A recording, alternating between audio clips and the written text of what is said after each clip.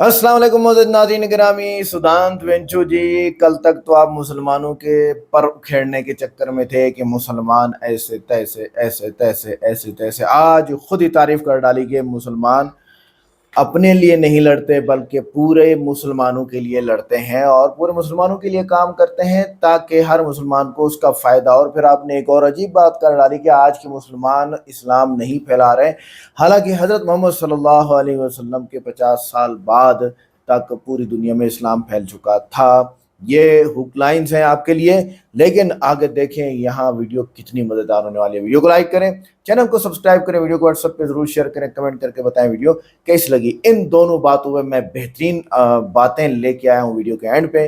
आइए शुरू करते हैं। तो ये कहने की जरूरत नहीं पड़ती कि वो घटिया हैं हमारे दृष्टि में और हम ही सबसे अच्छे हैं।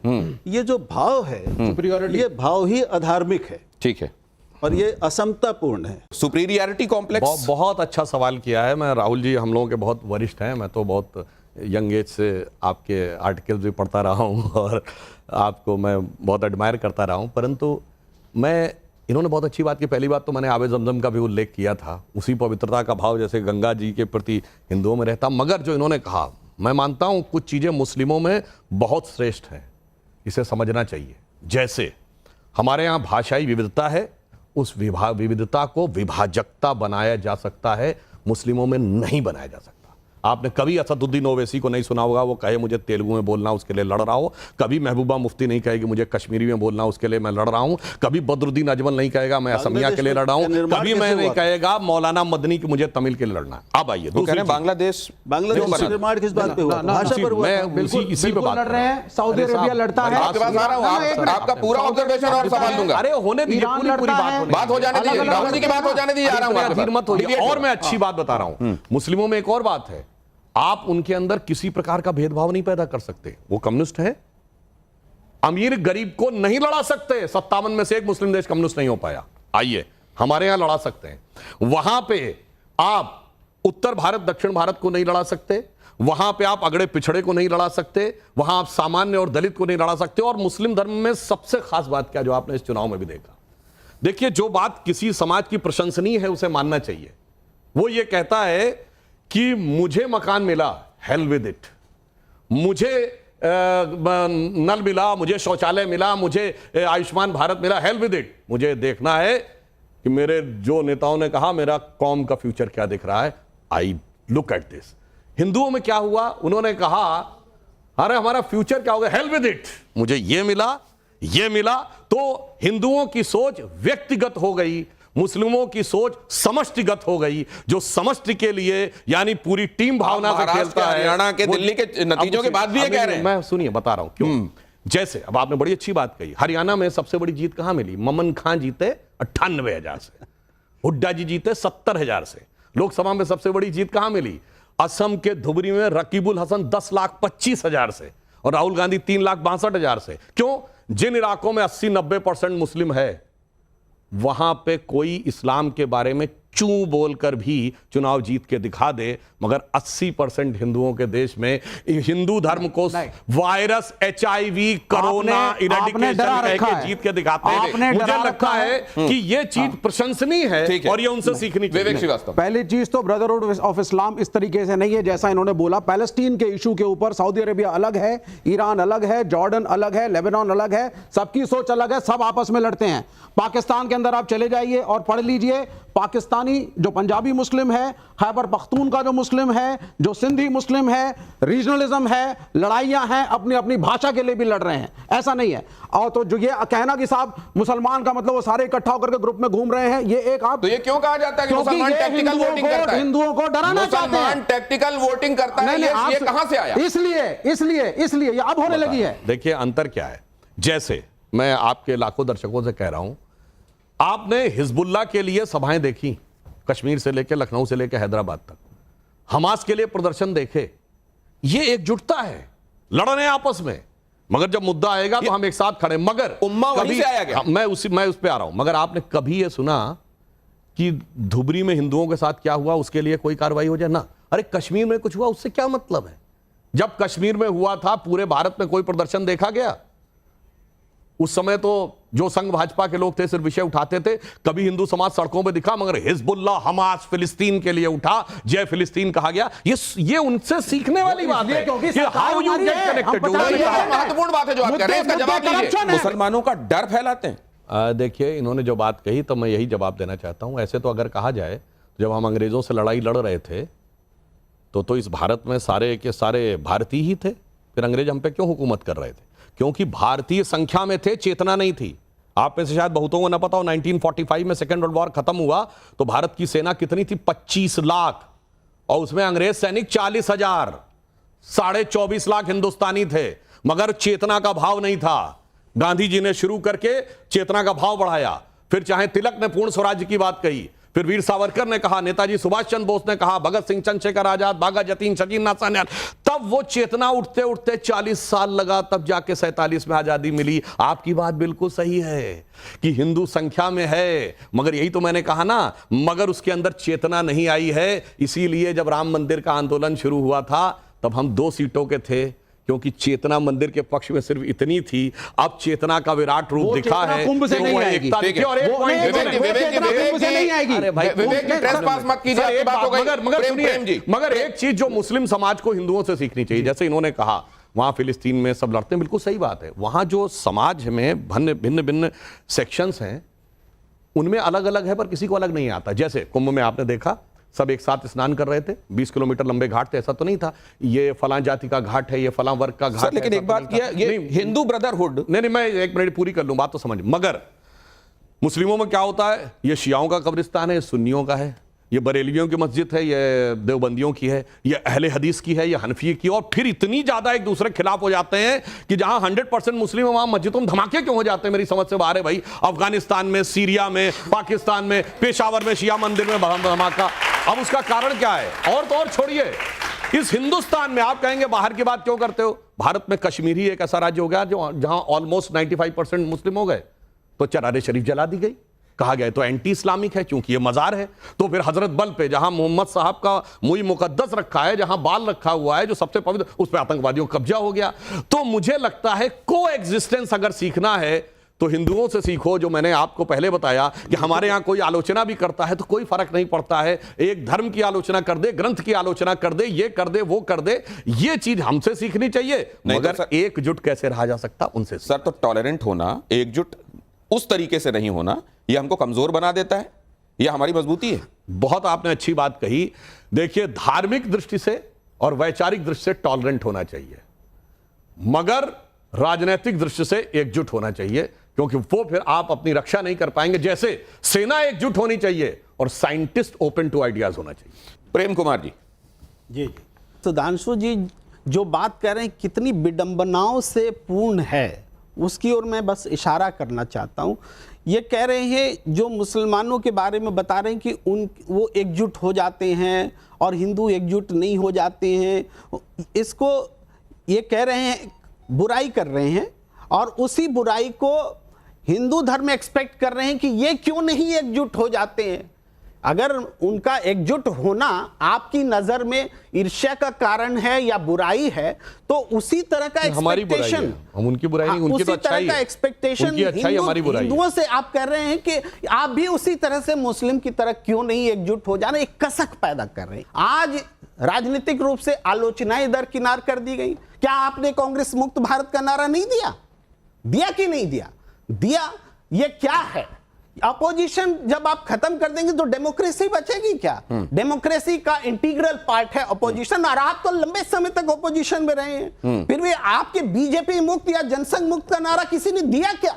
400 से ज्यादा सीटें राजीव गांधी को आई थी, लेकिन उन्होंने कभी ये नहीं कहा कि बीजेपी मुक्त होना चाहिए। तो ये जो आपकी बातों में जो विडंबना है, जो विरोधाभास है, फिलहाल मैं यहीं पर इतनी बात रखता हूं, क्योंकि आपने बहुत सारी बातें कही हैं, उस पर मैं बाद में भी बोलूंगा। देखिए, उन्होंने सारे राजनीतिक विषय कहा, तो मैं बताना चाहता हूं, इन्होंने कहा कि तो बीजेपी तो तब थी नहीं, 2 सीटें थी, तो बीजेपी मुक्त की तो बात अब समझ में आ रही, मगर विपक्ष मुक्त तो कर दिया था ना इमरजेंसी में, सिर्फ सदन से बाहर नहीं किया था, सारा विपक्ष जेल में था, और उसके बाद संविधान के बड़े से बड़े परिवर्तन कर दिए थे। और इतना ही नहीं, जब यूपीए 1 और 2 सरकार थी तो ये हिंदू आतंकवाद की फर्जी थ्योरी गढ़ी गई थी कि नहीं, कि सारे हिंदुओं को आतंकवादी सिद्ध कर दो और विकीलीक्स के अनुसार, मैं विकीलीक्स को एक नहीं कह रहा हूं कि हमेशा ये परमानेंट ये सत्य है, परंतु आज तक कांग्रेस ने खंडन नहीं किया है। बकौल विकीलीक्स राहुल गांधी जी ने अमेरिका के डेप्यूटी चीफ ऑफ मिशन, शायद उस समय वो स्टीवन वाइट उनका नाम था, उनसे बातचीत में ये कहा कि जैश ए मोहम्मद और लश्कर ए तैयबा उतना बड़ा खतरा नहीं है जितना कि हिंदू फंडामेंटलिज्म खतरा है।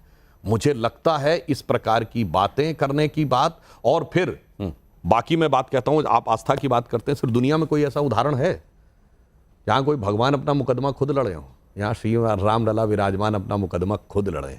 दुनिया में कोई ऐसा धर्म मजहब जिससे कहा गया पहले तुम साबित करो कि ये हुए थे कि नहीं, यही अयोध्या थी कि नहीं, और फिर ये बातें की गई, इतने कमरे थे तो यहाँ पे हुए थे कि नहीं, ये सारी बातें देखी गई हैं। उस पृष्ठभूमि में जब आप देखते हैं तो साफ समझ में आता है कि किसके मन में क्या भाव था, और मुक्त करने का पूरा प्रयास हुआ कि। और मैं बाकी करोड़ों दर्शकों से कहता हूं, आप जाइए, मेरी बात पे भी ना विश्वास करिए ना किसी और की बात पे विश्वास करिए। एक कॉन्सेप्ट होता है आइडियोलॉजिकल सबवर्जन, जो जाके पढ़ लीजिए। कांग्रेस मुक्त की बात जब आप करते हैं तो हिंदू विरोधी मुक्त की बात होती है क्या? नहीं, मैं आपको बता रहा हूं, भारत को कैसे हिंदू संस्कृति पूरी तरह समाप्त करने का प्रयास किया गया था, वो अंग्रेज और मुगलों का दौर छोड़ दीजिए। एक केजीबी का जासूस था, उसका नाम था यूरी बेजमेनेव, जो भारत में पत्रकार बनकर रहता था 60 और 70 के दशक में। 2006 में उसने कैनेडियन टीवी को एक इंटरव्यू दिया है जिसमें उसने पूरा खाका बताया है कि 4 स्टेजेस बनाई गई थी कि कैसे भारत को धर्म से मुक्त करना है। फर्स्ट स्टेज थी स्टेज ऑफ डिमोरलाइजेशन, यानी हमारे दिमाग में भरना हमारी धर्म संस्कृति की हर चीज गलत है। उसके बाद सेकंड स्टेज थी स्टेज ऑफ डिस्टेबलाइजेशन, अब उस पर आंदोलन खड़े करने हैं। थर्ड स्टेज थी स्टेज ऑफ रिवोल्यूशन, यानी अब उनको हिंसक आंदोलनों में तब्दील करना है। और फोर्थ स्टेज थी स्टेज ऑफ नॉर्मलाइजेशन, यानी उसके द्वारा सत्ता प्राप्त करनी है। तो मुक्त करने का प्रयास किया, परंतु सुनिए, हम तो वो हैं, शिवरात्रि और अभी महाकुंभ समाप्त हुआ है, अधरों की प्यास बुझाई है मैंने पीकर, वह आग प्रखर हो जाती दुनिया भस्मसात जिसको क्षण भर ही छूकर। फिर भय से व्याकुल दुनिया ने आरंभ किया मेरा पूजन, मैं नर नारायण नीलकंठ बन गया, न इसमें कुछ संशय, हिंदू तन मन हिंदू जीवन, रग रग हिंदू मेरा। उमाकांत लखेरा जी, हम का मतलब क्या है? हम का मतलब भारतीय जनता पार्टी है कि हिंदू है कि भारतीय है, क्या है हम? माने क्या? ठीक, हम मतलब वो विराट सत्ता जो इस संसार को चलाती है, हिंदू धर्म उसका प्रतीक है, और भारतीय जनता पार्टी उसकी सेवक की तरह है। जैसे हनुमान जी भगवान राम के सेवक थे, बड़ा बड़ा काम हनुमान जी कर देते थे। लंका का जब विध्वंस करके लौटे तो भगवान राम ने कहा भाई बहुत बड़ा काम तुम करके चले आए, तो हनुमान जी ने क्या कहा, यह सब तब प्रताप रघुराई, नाथ न कछु मोरी प्रभुताई। तो ये जो है ये धर्म का प्रताप है, ये राम की कृपा है, हम तो सिर्फ माध्यम है। भारतीय जनता पार्टी सिर्फ भारतीय जनता और ये भी बता दूं, और यही हमारे पॉलिटिकल एजेंडा। दूसरा राउंड में आता हूं, दूसरा उमाकांत जी के पास एक लाइन बोल दूं, फिर आपको समझ में आ जाएगा। पॉलिटिकल एजेंडा भी हमारा देखिए, हमने कभी नहीं कहा हम मंदिर बनवाएंगे, मंदिर श्री राम जन्मभूमि न्यास और संत बनवाएंगे। हमने हमेशा कहा मंदिर का मार्ग प्रशस्त करेंगे, जबकि इन सारी पार्टियों ने कहा हम बाबरी मस्जिद बनवाएंगे। मुलायम सिंह ने कहा, नरसिम्हा राव ने कहा हम बाबरी मस्जिद बनवाएंगे। उमाकांत जी, धर्म की और राजनीति का जो कॉकटेल बना दिया गया है। आचार्य अभी मुक्तरासुरन क्या बोल रहे हैं, वो ये कह रहे हैं कि आप जो है वहां दुर्घटना घट गई तो एक संत है, मैं उनका नाम नहीं लूंगा, वो कह रहे हैं कि उनको मोक्ष प्राप्त हो गया, और जो बाबा बागेश्वर धाम, और उनको प्रधानमंत्री जी कह रहे हो मेरा छोटा भाई है। इस तरह का अनसाइंटिफिक बेहुदा बयान कोई व्यक्ति दे रहा है और उनको कह रहा है कि ये मोक्ष को प्राप्त हो गए। ले जाऊं सवाल, लोगों ले जाऊं, महत्वपूर्ण है, ले जाऊं जी, ले जाओ, बहुत महत्वपूर्ण सवाल है। ये बुरहान वानी के नमाज जनाजा में कहा गया वो जन्नत नशी हो गए। याकूब मेनन अफजल गुरु के नमाज जनाजा में कहा गया डाइवर्जन नहीं है। बिल्कुल, मैं किसी का औकात है बोलने की कि वो कहे कि जन्नत नसीब हो गए। हम क्वेश्चन करते हैं हिंदू धर्म को, आप इस्लाम पे चले आते हैं। कोई मौत हो गई, हम क्वेश्चन करते हैं हिंदू धर्म को, हिंदू धर्म गुरु पे आप पहुंचाएंगे इस्लाम के ऊपर। आप अपना रिबटन लाइएगा बात पूरी होने के बाद। अब मैं बताना चाहता हूं, जो लोग कहते हैं बाबा ऐसे हैं, साधु सन्यासी ऐसे, ठीक है, आप कई बातों पर आपत्ति होती है, बिल्कुल उसका आपका स्वागत करते हैं जो आपको आपत्ति है। मगर मैं कहना चाहता हूं मुल्ला उमर तो घोषित आतंकवादी था, मौलाना मसूद अजहर घोषित आतंकवादी था। हैसियत है किसी की बोलने की कि मुल्ला मौलवी के अंदर ऐसे आतंकवादी होते हैं, ऐसे बलात्कारी होते हैं, ऐसे चुप सुई पटक जब उत्तर सन्नाटा, नहीं है क्योंकि बाबा वहां बागेश्वर सेकुलर धाम शांति पे, चाहिए, तो डाइवर्ट करके सेकुलर मुल्लाओं पे जा रहे डाइवर्ट। हैं। उत्तर नहीं है, अब ओसामा हिम्मत साहब, नहीं अब है सुनिए। कि बोल सके ओसामा धीरेन्द्र जी, शास्त्री ने सर, अब- गलत बोला। अच्छा, इनकी नहीं है हिम्मत, बड़ी मजेदार बात नहीं सुनिए। है हिम्मत, अब पार्टी सुनिए, एक्शन लेगी। हिम्मत बताता हूं, सुनिए। बोलिए ना। हाफिज साहब, ओसामा जी, ना, ना, जाकिर आप नायक बागेश्वर शांति धाम का पे बोलिए, मसीहा, सर। इशरत सर, जहां आप बिहार डाइवर्ट की मत होइए, बेटी, सर। याकूब सर, आप मेनन धीरेन्द्र के शास्त्री पे जुडिशल बोलिए ना। किलिंग, अफजल गुरु आप हालात का धीरेन्द्र मारा। शास्त्री अब पे सुनिए, बोलिए आप। उनका जो आवेग दिखाई पड़ रहा, मैं बताना चाहता हूं, ये तो वो पार्टी है ना, कम्युनिस्ट पार्टी, जो कहती है हम धर्म को नहीं मानते, हम नास्तिक हैं, ठीक है।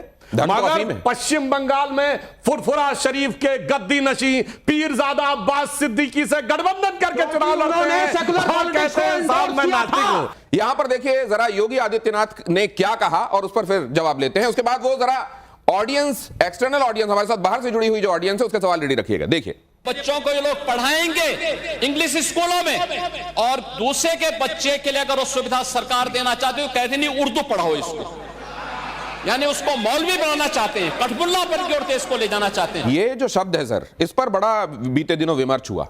क्या है ये कठमुल्ला?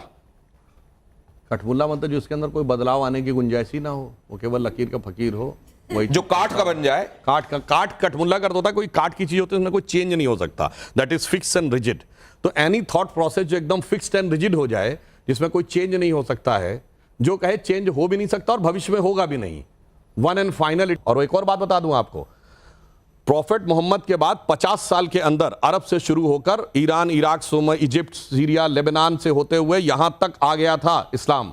उसके बाद आज 1500 साल के बाद भी पूरा नहीं हो पाया। और ये मैं ऐसे नहीं कर रहा, अल्ताफ हुसैन हाली ने बाकायदा एक पोयम लिखी है, वो दीने हिजाजी का बेबाक बेड़ा, निशान जिसका अक्साए आलम में पहुंचा, न दीना में अटका न मंजिम में टटका, मुहाजिर हुआ कोई इंसान न जिसका, किए पैसे पर जिसने सातों समंदर, वो डूबा दहाने में गंगा के आकर। मगर हमें समझाया गया कि हम साहब ये हो गए, हम सब्जुगेट नहीं हुए, वो हमें 1500 साल। बातें तो सिद्धांत ने बहुत जबरदस्त की हैं आज, लेकिन सिद्धांत भाई आज तो आपकी जुबान पर शहद लगा है। कल तक आप कहते थे मुसलमान सिर्फ बुरे हैं और आज कह रहे हैं वो सब मुसलमानों के लिए लड़ते हैं। भाई ये यू टर्न सियासतदान भी देखकर शर्मिंदा हो जाएंगे। आप ज़रा मेहरबानी करके एक बात कीजिए, हाँ, हर मज़हब में, हर माशरे में, हर सोसाइटी के अंदर अच्छे बुरे लोग मौजूद होते हैं, तो आप बुराई को हाईलाइट कीजिए, लेकिन सबकी बुराई को हाईलाइट कीजिए ना, सिर्फ मुसलमानों की बुराई को क्यों हाईलाइट करते हैं? आगे जब तारीफ करने लगे तो आप भी मान गए कि मुसलमानों में इत्तेहाद है। चलें, कम अज़ कम आज तो तस्लीम किया कि कोई मकसद और जज्बा होता है, वरना आप तो हर बार इन्हें बिखरे हुए कहते थे मुसलमानों को। अगली बात, वो जो सामने एथियस्ट बैठा है, एक्स मुस्लिम एथियस्ट, वो ये कह रहे हैं कि अभी फ़लस्तीन के बारे में सऊदी अरब का अलग मौक़िफ़ है, बाकियों का अलग। ये बात उसकी ठीक है, क्योंकि वो एक्स मुस्लिम है। ये हकीकत है कि हमारे इस वक्त मुस्लिम ममालिक के अंदर इत्तेहाद नहीं है, वो अपने मुल्क में एक हैं, ये बात बिल्कुल सही है। योगी आदित्यनाथ ने जो उर्दू की बात की, उर्दू की, देखें यहाँ पर बरसग़ीर में, पाक व हिंद में फ़ारसी चला करती थी। मुग़लों के दौर में सरकारी ज़ुबान भी फ़ारसी थी, लोग भी फ़ारसी बोलते थे, फ़लाँ फ़लाँ फ़लाँ। फिर अंग्रेज़ आया, तो जब अंग्रेज़ आया तो फिर कोई चाइना का था, कोई इंडिया का था, कोई ईरान का था, कोई फ़ारिस का था, कोई ब्रिटिश का था, फ़लाँ का था, फ़लाँ का था, फ़लाँ था, फ़ौजी थे। तो उर्दू का तर्जुमा है लश्कर, तो एक ज़ुबान लश्करी ज़ुबान बन गई और लोग आपस में मुख्तलिफ़ ज़ुबानों को मिक्स करके उर्दू बोलना शुरू हुए। अब इस वक्त इंडिया के अंदर संस्कृत को या हिंदी को, क्योंकि सरकारी ज़ुबान बनाने की कोशिश की जा रही है, इंग्लिश ज़्यादा वहाँ पर पाई जाती है, ज़्यादा कॉन्सेप्ट इंग्लिश का है, लेकिन उर्दू को मुसलमानों की हद तक रखा गया है। और ये एक बहुत बड़ी पॉलिसी है योगी आदित्यनाथ की और बीजेपी की और मोदी जी की, सबकी अपनी एक पॉलिसी है, जिसकी वजह से मुसलमानों को पीछे धकेला जा रहा है। अभी भी काफ़ी बातें मुझे समझ नहीं आई हैं, क्योंकि वो हिंदी और संस्कृत के अल्फाज थे। सुदांत भाई, ये कौन सा नया विजन है आपका? कल तक मुसलमानों को पूरी इंसानियत के खिलाफ दिखा रहे थे और आज इन्हें एक दूसरे का हमदर्द बना रहे हैं। प्लीज़ थोड़ा कंसिस्टेंट रहें, वरना कन्फ्यूजन बहुत बढ़ जाएगी। ये तो है ना, आपका पता कैसे चलेगा लोगों को कि आप क्या हैं? अच्छा आगे, अरे भाई दुश्मनी करते वक्त अगर जुबान से तारीफ निकल जाए तो समझना चाहिए कि हकीकत दबाई नहीं जा सकती है। अगर मुसलमान अपनी कम्युनिटी के लिए खड़े हैं तो ये इनका हौसला है, कमज़ोरी नहीं है। आपको तारीफ़ करनी पड़ रही है, इसी तरह की तारीफ़ आप बाकी मज़ाहिब में भी जो लोग अपनी कम्युनिटी के लिए खड़े हुए हैं उनकी भी कर सकते हैं। ठीक है, आगे कभी कभी आप ऐसा लगते हैं जैसे मुसलमानों के बारे में पूरी रात रिसर्च करते रहें। जैसे आपने अल्ताफ़ हुसैन हाली की नज़म सुनाई है और आपको याद भी है, और उर्दू के अल्फाज आपको याद है, हमें तो संस्कृत के अल्फाज बहुत कम याद होते हैं। तो ये बड़ी अजीब बात है। तो तारीफ़ करते तो ज़बान लड़खड़ा भी गई है। आज तो लग रहा है कि रिसर्च कामयाब हो गई आपकी, ये बात हकीकत है। ये जो आप मान रहे हैं कि वो सब के लिए लड़ते हैं, यही तो असल में उनका जज्बा है। ज़रा सोचें, अगर आप अपनी कम्युनिटी के लिए खड़े हो सकते हैं तो मुसलमान अपनी बरादरी के लिए क्यों नहीं खड़े हो सकते हैं। सुदान भाई सीधी सी बात है, दुश्मन भी मान ले कि आपके पास हिम्मत, इत्तेहाद और जज्बा है तो ये मुसलमानों की जीत है। अब यही क्लिप मुसलमान शेयर करेंगे और कहेंगे देखो सुधांत भी हकीकत मान ही गया। और हकीकत यही है कि मुसलमानों को एक बड़ा पैगाम गया कुरान पाक की एक आयत का कि वातसिमू बिहब्लिल्लाह जमीअन। एक मशहूर आयत है, रेफरेंस मुझे याद नहीं है, कि अल्लाह की रस्सी को मजबूती से पकड़ो, यानी इकट्ठे हो जाओ, इत्तेहाद कर लो। आज तो मैं ये रिएक्शन करते हुए मज़ा आ गया, क्योंकि आपने खुद अपने बयान के दीवार गिरा दी। इतनी देर से जो नफ़रत का ऐवान खड़ा किया गया था वो आपके अपने अल्फाज ने तोड़ दिया। इसी तरह इस्लाम ये कहता है कि जो अच्छाई किसी मज़हब के अंदर है और वो इस्लाम के मुताबिक है तो आप उसको हाईलाइट कीजिए। ठीक है, हिंदू मज़हब के अंदर भी यही किताबों में लिखा हुआ है कि अल्लाह के सिवा किसी की इबादत नहीं है। इस्लाम में भी यही है। इसको अल्लाह ताला ने कुरान पाक में फरमाया तालौ इला कलिमतिन सवाइन बैनना व बैनकुम, हमारे तुम्हारे दरमियान जो बातें बराबर है उस पर आ जाओ। अल्लाह नाबुद इल्लल्लाह, हम सिर्फ अल्लाह की इबादत करें, वला नुशरिक बिही शैअन, उसके साथ किसी बुत की पूजा ना करें, वला यत्तखिज़ बादुना बादन अरबाबन। ये जो कॉन्सेप्ट है हिंदू के अंदर कि तुम मेरा रब हो और जो अच्छा है वही खुदा है, नाउज़ बिल्लाह, इसको ये ना करें। तो अगर ये भाग जाएं तो बोलो गवाह रहना, हम सिर्फ एक अल्लाह की ही इबादत करेंगे और हम मुसलमान हैं। चलें सुदान जी, शाबाश कि आपने एक दिन के लिए सच बोल दिया, और यही लहजा आप हमेशा रखते तो लोगों के दिल भी जीत लेते और व्यूज़ भी आते। सिर्फ नफ़रत बेचने से बंदा लंबा नहीं हो जाता। आगे एक सुदान भाई, ये सबसे पहले ये समझो कि इस्लाम का फैलाव सिर्फ तलवार से नहीं हुआ। आप जो ने ये कहा कि हज़रत मोहम्मद सल्लल्लाहु अलैहि वसल्लम के दौर के 50 साल बाद तक इंडिया तक इस्लाम आ चुका था, तो ये ज़हन से निकालें कि इस्लाम तलवार से नहीं फैला। अगर इस्लाम तलवार से फैला होता तो इस वक्त सेकेंड बिगेस्ट कम्युनिटी वो क्या है, वो हिंदू कम्युनिटी है, बल्कि फर्स्ट बिगेस्ट कम्युनिटी। चाइना भी तो सारा हिंदू है, इंडिया भी तो सारा हिंदू है, बुतों की इबादत करने वाले हैं। चाइना वाले मजहबी और लिबरल नहीं है, बल्कि वो लिबरल्स हैं, और इंडिया वाले मजहबी हैं, लिबरल्स कम हैं। तो कहने का मकसद ये कि सबसे बिगेस्ट कम्युनिटी इस वक्त वर्ल्ड के अंदर क्या है, वो हिंदू कम्युनिटी है। फिर आएगा मुसलमान, फिर आएंगे ईसाई, फिर आएंगे यहूदी, इस तरह वगैरह वगैरह। लिहाजा अगर इस्लाम तलवार के ज़ोर पे फैला होता, और आप खुद कह रहे हैं कि इंडिया तक इस्लाम आया है 50 साल बाद, तो एक भी हिंदू ना होता। तो ये गलत बात है कि ये ज़बरदस्ती इस्लाम फैला है, और बल्कि अखलाक, अदल और इंसाफ से ये सब इस्लाम हुआ है। आज भी अगर मुसलमान इन्हीं चीज़ों पर अमल करें तो इस्लाम का पैगाम खुद ब खुद फैलेगा। और ये जो आप तंज करते हैं ना कि अब इस्लाम नहीं फैल रहा, हकीकत यह है कि इस्लाम आज भी दुनिया का सबसे तेज़ी से फैलने वाला मज़हब है, लेकिन ये फैलाव सोशल मीडिया और कुतुब के ज़रिए है, जंगों के ज़रिए फिर भी नहीं है कि तलवार के ज़ोर पर यह इस्लाम फैल रहा हो। हकीकत ये, अगर इस्लाम के इब्तदाई दौर में जुल्म की निज़ाम टूट रहे थे, लोग इंसाफ की तलाश में थे, इसलिए इस्लाम तेज़ी से कबूल किया गया। आज दुनिया को फिर इंसाफ की ज़रूरत है, तो अगर मुसलमान अमली तौर पर इंसाफ दिखा दें तो दीन खुद बोलने लगेगा। हज़रत मोहम्मद सल्लल्लाहु अलैहि वसल्लम और उनके सहाबा में ऐसे वाक़यात हुए हैं जो काफिर आए और हज़रत मोहम्मद सल्लल्लाहु अलैहि वसल्लम को अपना मसला लेके आए। हज़रत मोहम्मद सल्लल्लाहु अलैहि वसल्लम ने उस काफिर को, गैर मुस्लिम को हक़ पर समझा, उसके हक़ में जो है वो फैसला सुनाया, और वो काफिर गैर मुस्लिम उसी वक्त मुसलमान भी हो गया। आगे ये बात हकीकत है। अच्छा, इस्लाम कंपनी नहीं कि हर साल सेल्स रिपोर्ट्स निकाल कर दिखाए, ये तो एक दावत है। और कमाल यह है कि 1400 साल के बाद भी लाखों लोग हर साल कलमा पढ़ते हैं। इस्लाम इस वक्त फैलने के हिसाब से दुनिया का सबसे तेज़ तरीन मज़हब है। असल मसला यह है कि आज मुसलमान अपनी असल तालीमात से बटे हुए हैं। अगर मुसलमान पुरानी उसूलों पर वापस आ जाए तो वही करिश्मा दोबारा हो सकता है जो 50 साल में पहले फैला हुआ था। आगे आप कह रहे हो कि अब क्यों नहीं फैल रहा? भाई फैल रहा है, मगर खामोशी से। फ्रांस, बरतानिया, अमेरिका, हर जगह इस्लाम कबूल करने वालों की तादाद बढ़ रही है। सबसे ज़्यादा औरतों की है, क्योंकि इस्लाम औरतों के हुकूक की बात करता है। अगर माँ है तो बेटे से उसको ज़मीन का हिस्सा मिलेगा, जायदाद का हिस्सा मिलेगा। अगर खुदा न खास्ता बेटा फौत हो गया, अगर बीवी है तो खामन अगर खुदा न खास्ता फौत हो गया तो उसकी जायदाद से उसको हिस्सा मिलेगा। और अगर बहन है तो भाई फौत हो गया है तो बहन को हिस्सा मिलेगा। तो ये इस्लाम के एक बहुत बड़े करिश्मे हैं यहाँ पर। अच्छा, मैं आगे कहूँगा, असल फैलाव तो होता है अपने अखलाक से।